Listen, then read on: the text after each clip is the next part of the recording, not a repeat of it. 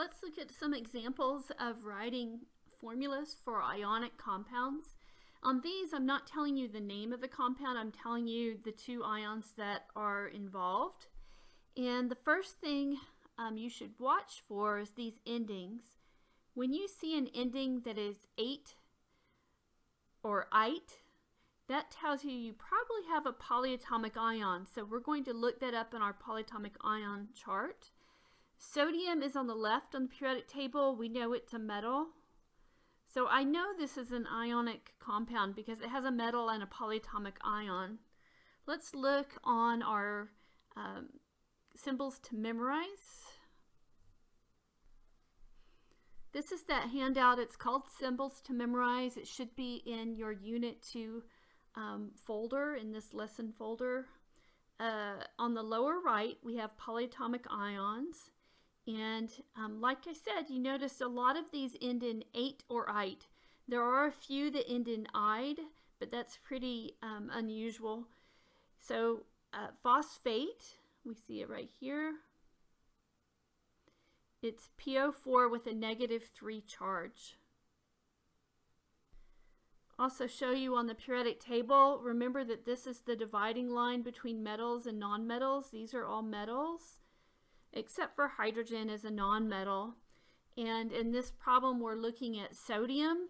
Sodium is right here, so it's definitely a metal. We're also going to need to know its charge. So remember that we can look on the periodic table and predict charges.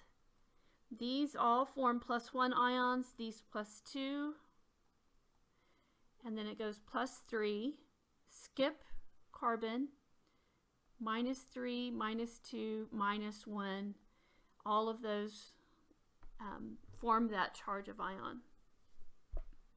So back to our problem. Positive one goes first, so sodium is positive. We saw that it forms a +1 ion.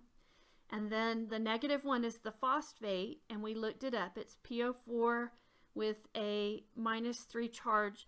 I'm not too picky if you do 3- or -3. Either way is fine with me. 3- is the more modern way. Okay, and then I say, well, how many of these do I need to make that neutral? And remember, when we do this, you treat this polyatomic ion as though it is one element in a way, as it is a group that's kind of unique. So when I try to decide how many of each I need to make it neutral, I need 3 of the sodiums to make this +3 to go with the -3 charge here. So I'm going to just clean this up. And there's my answer. Okay, next one, instead of having phosphate, I have phosphide, and with sodium again. So how is that different?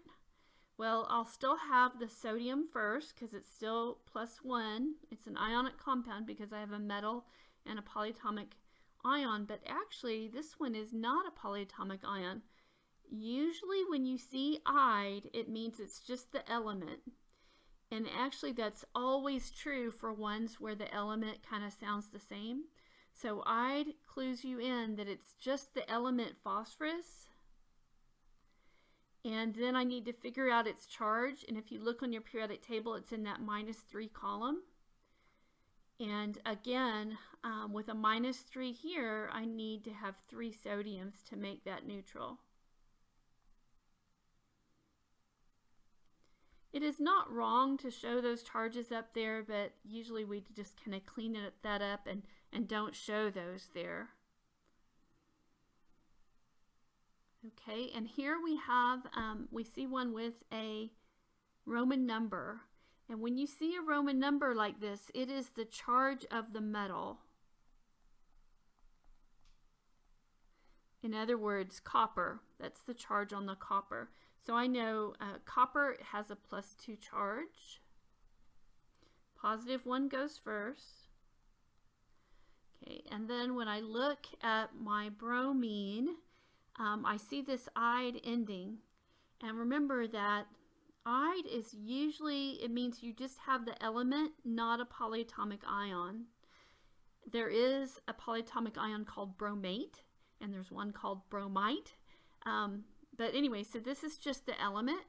And again, I can look on my periodic table and see what its charge would be, as we did just a minute ago, looking at those charges we wrote at the top. Bromine is in the -1 column. And then I look at the charges and say what coefficient, or sorry, what subscripts do I need down here in order to make this neutral.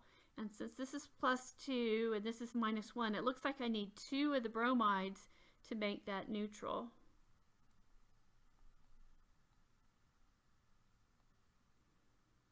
Let's do one more.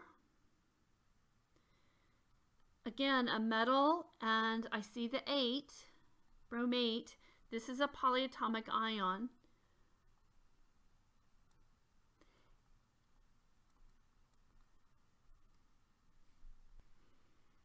On my symbols to memorize chart, on the lower right again is where we have the polyatomic ions. And if you look at the bottom, there's where I have this little square, there is a set that are all based on the halogens. Those are the halogens. I'll show you on the periodic table in a second. But they all work the same way. There are 4 possibilities depending on the number of oxygen. They all have a -1 charge. And what can change is just the element that goes into that name.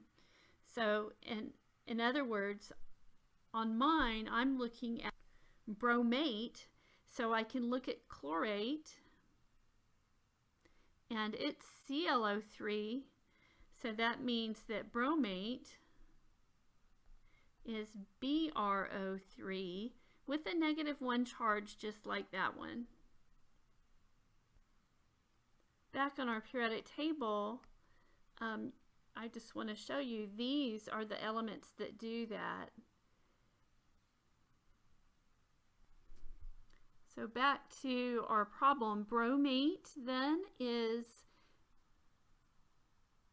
BrO3 with a -1 charge. Aluminum is in the +3 charge, so it'll go first.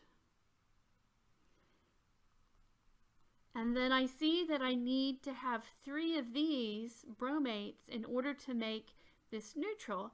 And you know I can't just add a 3 there because then I have 33 oxygens. I'm going to need to put it in parentheses. So I'm going to put all of this in parentheses, the bromate, and I want to make sure I have 3 bromates.